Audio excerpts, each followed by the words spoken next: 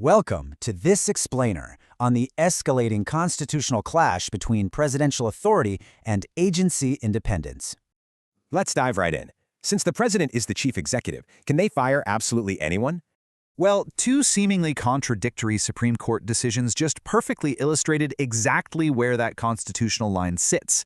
First, what's an independent agency? Congress creates these bodies to operate totally shielded from partisan politics. For 90 years, legal precedent actually protected these agency heads from the president's direct firing line.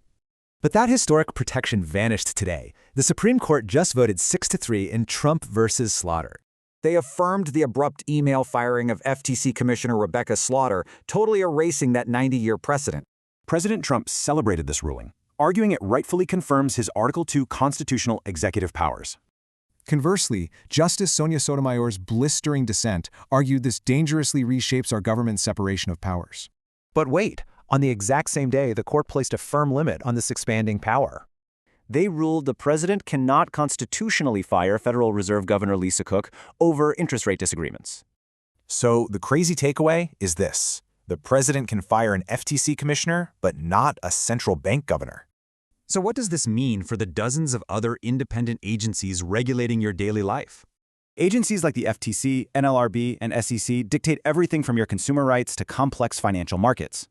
The core constitutional conflict here pits the president's control of the executive branch against congressional design.